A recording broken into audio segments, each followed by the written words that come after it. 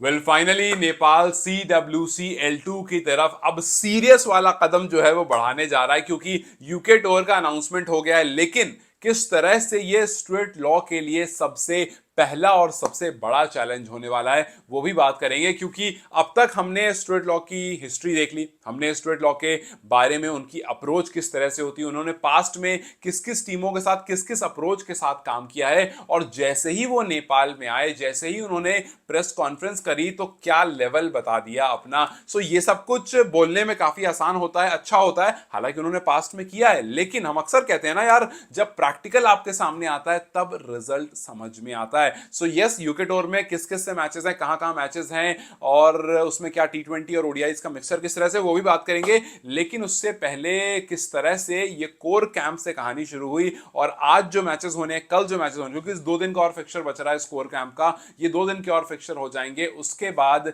Straight law आपके सामने रखेंगे कुछ 15 लोगों की टीम, या हो सकता है टीम थोड़ी बड़ी हो, मे बी वो 17 की हो, मे बी 18 की हो, और चांसेस हैं कि 15 की ही टीम होगी। सो आपके पास जो 50-51 प्लेयर थे, बिकॉज पहले 48 की लिस्ट आई थी, उसके बाद आपने 3 प्लेयर और अंडर 19 से ऐड करे थे, सो 50-51-52 के जो प्लेयर आपने पूरे अपने पूल में रखे थे, 4 अलग अलग टीम डिवाइड की थी, उसके बाद अब फाइनली प्लेयर्स को निकाल कर लाना, और फिर 16 से जो टूर का मैचेस स्टार्ट होना है, मतलब यूके टूर का जो मैच स्टार्ट होना है, जिसके बाद आप स्कॉटलैंड जाओगे CWC L2 खेलने के लिए, वहां के लिए जो टीम निकाल कर लाओगे, पहला चैलेंज वहीं से शुरू होगा कि कैसी टीम पिक की गई है, कौन कौन से प्लेयर रखे गए, कौन कौन से प्लेयर नहीं रखे गए, क्या वही टिपिकल मॉन्टी डेसाई वाली टीम हमारे सामने रख दी जाती है, या फिर कुछ changes, straight law, typical straight law के बारे जो हमने अब तक सुना है वैसा कुछ होने वाला। खैर, सबसे पहले आपको ये बता देते हैं कि मैचेस कहां कहां कैसे कैसे हैं, और फिर उसके बाद थोड़ी सी कहानी स्ट्रेट लॉ और CWC में क्या क्या अनफोल्ड होने वाला है,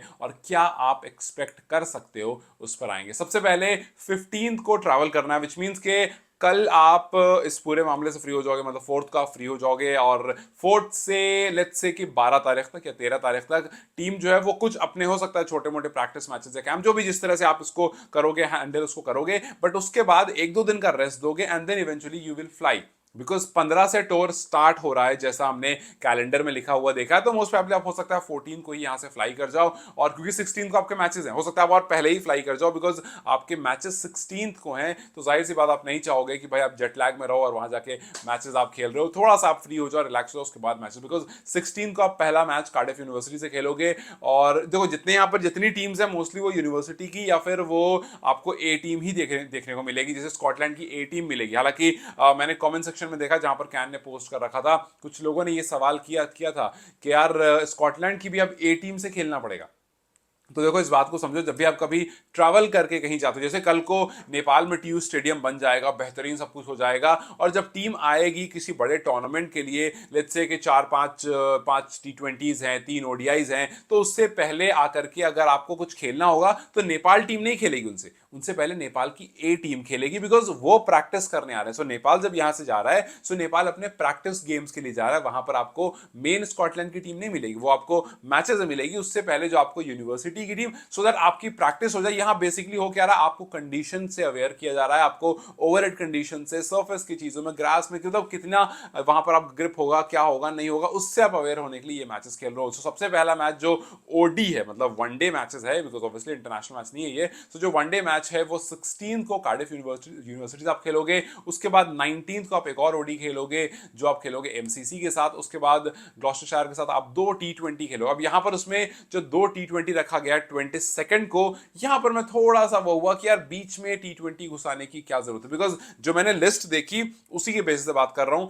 हर के आगे ओडी लिखा था, बस ग्लॉस्टरशायर के आगे 2 T20s लिखे थे, जो मुझे ये समझ में तो आ रहा है खैर कि आगे T20 है, बट क्या यहां पर एक चीज ध्यान देने वाली रह गई कि भैया अगर आप यहां से 15 प्लेयर लेकर जाओगे तो क्या उन्हीं को आप T20Is में भी खिलाओगे, या उनको अलग से ऐड ऑन करोगे, बिकॉज हमने ये सुना कि अलग अलग टीम बनाई जाएगी, कुछ प्लेयर्स को चेंज किया जाएगा, लेकिन अगर उसी 15 में से आप इधर भी 11 रखोगे, इधर भी 11 रखोगे, तो थोड़ा सा सवाल जरूर है। खैर, वो बात की बात है, उस पर हम बाद में आएंगे, लेकिन फिलहाल वहां पर T20s लिखा हुआ है ग्लॉस्टरशायर के सामने, सो वी आर एक्सपेक्टिंग कि इन ODI प्रैक्टिस मैचेस के बीच में आप शायद T20s भी जो देखोगे वो सेम टीम के साथ देखोगे, वो थोड़ा सा टाइम है, इंतजार करने पर देखा जाएगा, जब टीम अनाउंस होगी तब देखा जाएगा। खैर उसके बाद आप 26 को खेलोगे ग्लैमॉगन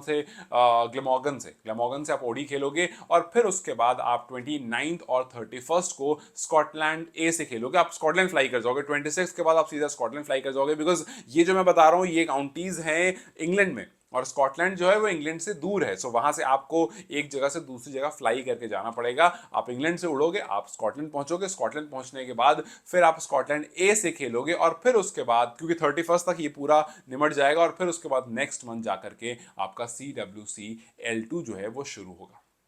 सो ये जो पूरी कहानी है, इसमें अब सारा दारोमदार जो है वो आज और कल के जो मैचेस हैं उस पर टिका हुआ है। क्योंकि आप देखो अब तक जो मैचेस हुए हैं उसमें से अगर आप प्लेयर्स को पिक करते हो तो हो सकता है कि आप रोहित पौडेल पर सवाल उठाओ, जो कि वो कप्तान है, तो चलो कप्तान तो अंदर हो गए बिकॉज कप्तानी कोटा होता है, तो भाई कप्तान अंदर हो गए। फिर आप देखोगे यार और कौन कौन से प्लेयर अंदर आ रहे हैं, भाई भीम शर्की अच्छा कर रहे हैं, भाई ईशान पांडे ने अच्छी परफॉर्मेंस दी है, और बशीर ने अच्छी परफॉर्मेंस दी है, और अगर मैं नए लड़कों की बात कर रहा हूँ, नंदन है वो तो हर टीम में है ही, फिर क्या आप युवराज को लेकर जाने का सोच रहे हो? सो ये जो प्लेयर्स हैं इनके लिए आपने क्या सोचा है? और फिर उसके बाद जब आप देखते हो तो आपके पास कुशल बुटेल हैं, कुशल मल्ला भी हैं, खैर उनको तो बड़ा मुश्किल है, उनको मेरे हिसाब से उनको ड्रॉप करना चाहिए अगर वो आज और कल ही परफॉर्म नहीं करते तो, क्योंकि यार उनकी परफॉर्मेंसेज नहीं आ रही है और काफी टाइम से नहीं आ रही हैं। सो यस, एक थोड़ा सा कंसर्न है, और शायद नई कंडीशन में जाकर के वो और नेगेटिव की तरफ ना हो जाए, ये थोड़ा सा मेरा कंसर्न है। सो आई थिंक कुशल मल्ला को ड्रॉप ही किया जाएगा, बशीर को शायद आप टीम में देखोगे। सो यस, इनमें से कौन कौन से आएंगे? आप क्या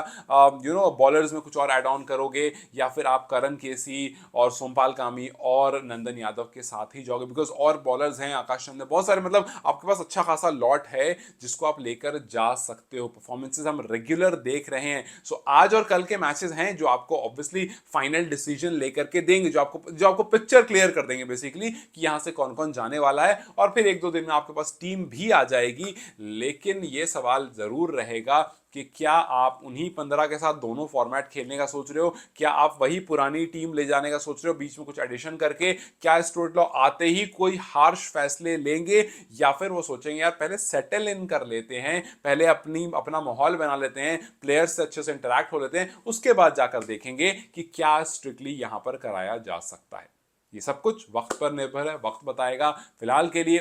ओडी के लिए और जो T20s होंगे, और उसके बाद जो ODIs और T20Is होंगे उसके लिए टीम पूरी तरह से तैयार है। अभी 2 दिन का काम बच रहा है, उसके बाद आपको सामने फाइनल 15, मोस्ट प्रोबेबली 15 ही देखने को मिलेगा। तो चलो देखते हैं कि 2 दिन की और परफॉर्मेंस रह रही, उस पर ही बात कर लेंगे कि रेड ब्लू ग्रीन रेड किस तरह से खेल रहे हैं, और फिर जाकर के हम भी अपनी फाइनल एक 15 बनाएंगे जिसमें से देखते हैं कि स्टुअर्ट लॉ से कितना वो मैच खाती है। खैर वो तो वक्त बताएगा। फिलहाल के लिए you guys take care, I am going to sleep now, and थोड़ी देर बाद उठकर फिर मैचेस देखेंगे और फिर उसके बारे में बात करेंगे। Till then you guys take care, I will see you very soon.